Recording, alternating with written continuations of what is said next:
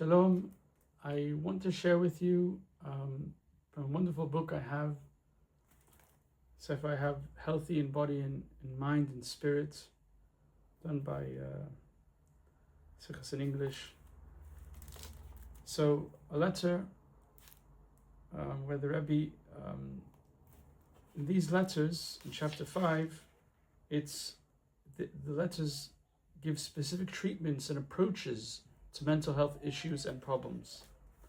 So regarding obsessive compulsive disorder, your doctor has surely informed you that many individuals find themselves in the same situation that you describe.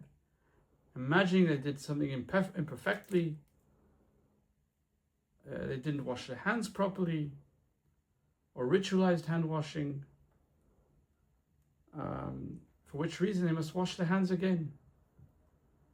So, says the Rebbe, writes the Rebbe in this letter, he wrote this letter, when one makes a concentrated effort to not give attention to these thoughts, not to fight these thoughts, but not to be mindful of them to the greatest possible degree, not to give them any attention, then such thoughts will dissipate with the passage of time, eventually disappearing entirely.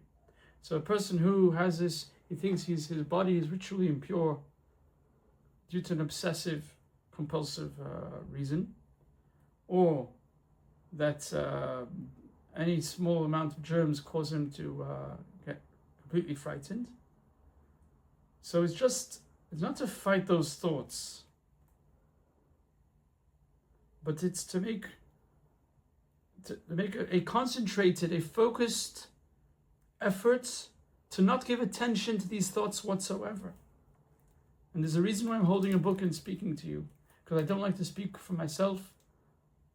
We have the Rebbe's words here, and I just want to explain to you what is stated in the books. And when I teach the Gemara as well, when I say over the Gemara, Be'ezrat Hashem, the same.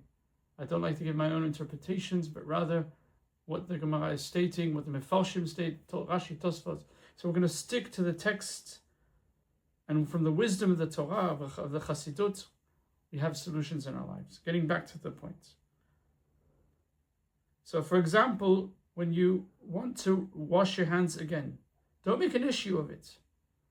Rather, say to yourself, this thought is insignificant, meaningless. Don't give it attention. It has no significance, it has no meaning, that thought. And don't pay the thought any attention at all. Another thing, wash your hands. And then, immediately after washing your hands, get involved in something that has nothing to do with washing your hands. For a person who has a obsessive compulsive disorder with washing their hands. We're going to get to alcoholism too in a few minutes.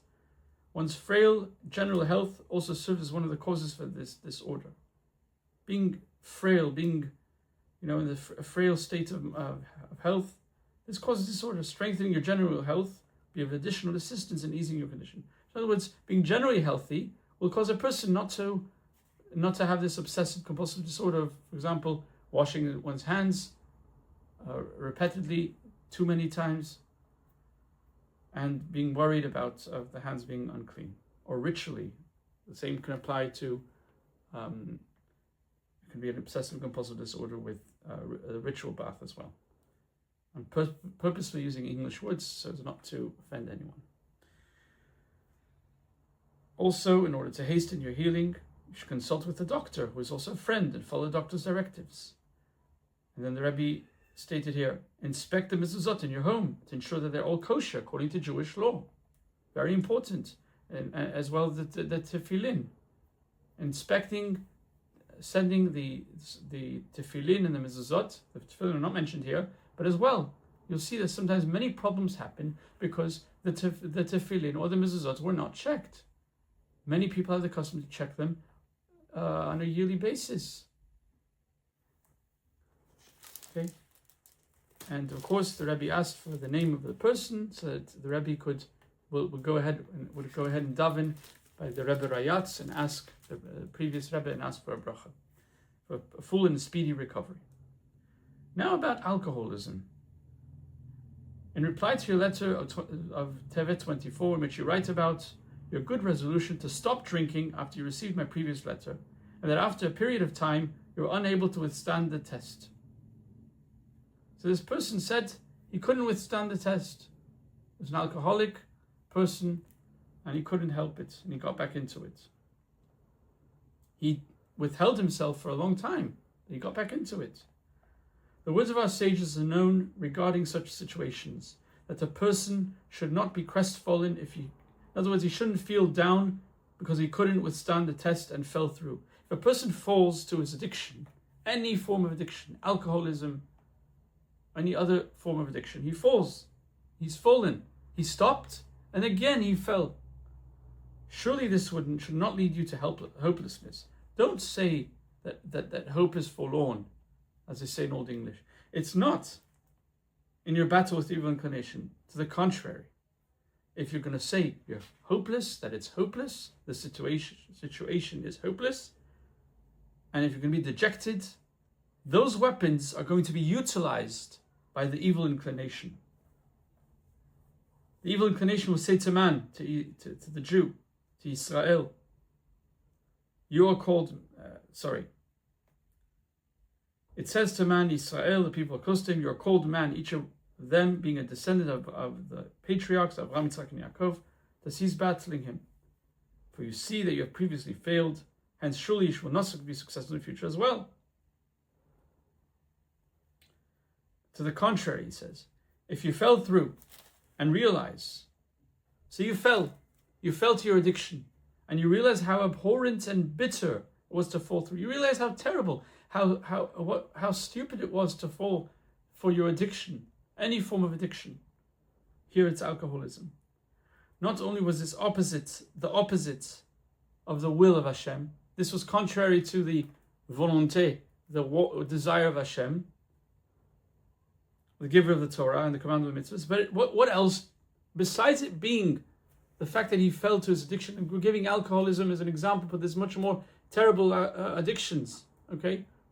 Not only is falling to the addiction the opposite of Ratzon Hashem, the will of Hashem, the giver of the Torah and the commander of the mitzvot, but also it leads to destruction and devastation in one's physical life in this world. Think about it. It only leads to devastation. Listening to the evil inclination's counsel and fulfilling one's addiction, it only leads to the destruction and devastation of one's physical life in this world. So if you realize that this is destroying my life, my physical life as well, this should empower you to a greater and fiercer degree. It'll give you the empowerment to stand fast in your above-mentioned battle with evil inclination. Stand strong. Ultimately, the promise is, if a man is mikadesh himself, he sanctifies himself somewhat below, even a little bit, he'll be sanctified a great deal from above, and it will come to fruition. He just has to sanctify himself a little bit.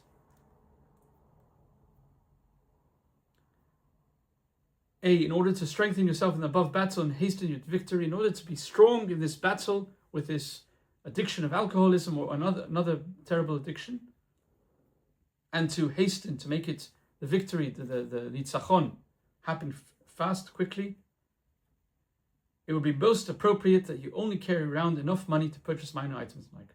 So the person has an addiction, so he shouldn't have a lot of money on himself. Number one, he shouldn't have a lot of money when he's walking about, so that if he passes by a shop, he's not going to buy alcohol or drugs, whatever.